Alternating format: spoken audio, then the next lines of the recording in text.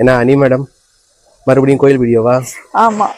இன்னைக்கு எந்த கோயில், எந்த சாமி? திருப்பரங்குன்றம். எங்க அண்ணன் வீட்டுக்கு வந்திருக்கேன். அப்ப உங்க அண்ணனை பத்தி பேச போறீங்க? எங்க அண்ணனை பத்தி எவ்வளவு பேசினாலும் எனக்கு சலிக்க போறது இல்ல, பாக்குற யாருக்கும் பிடிக்காம போக போறது இல்ல. ஆனா இன்னைக்கு எங்க அண்ணனை பத்தி பேசல.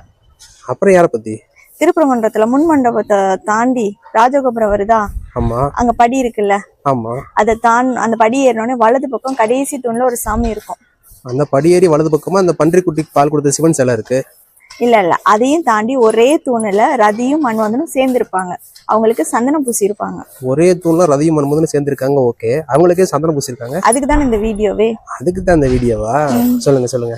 ஆக்சுவலி என்ன மாதிரி நிறைய பெண்கள் கொஞ்சம் சுயநலம் பிடிச்சவங்க. நான் தான் புருஷனை மட்டும்தான் மன்மதானா நினைப்போம். அப்படி ஆனா உங்களை மாதிரி எல்லா ஆண்களுமே சுயநலமாக இருப்பீங்க, பெரிய மனசுல உள்ளவங்க. நல்லா இருக்கே. ஏன்னா ஒய்ஃபை தவிர்த்து எல்லாத்தையுமே ரதியா தான் பாப்பீங்க. ரதியா பாக்குறோம்லாம் இல்ல, சும்மா பார்த்து சைட் அடிக்கிறேன், அவ்வளவுதான். அது எங்க மனசு கஷ்டமா இருக்கும்ல.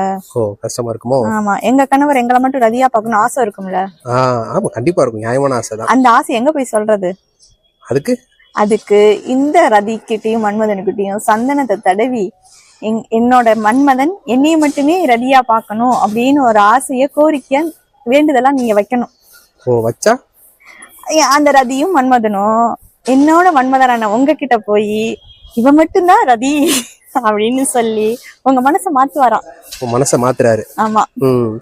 இப்படி மாத்தினாருன்னா அப்புறம் அந்த தூண் பூரா சந்தனமாவுல இருக்கும். எங்களை நீங்க ரதியா நினைக்கிற வரைக்கும் தூண் பூரா சந்தனமையா? அப்படி போடு.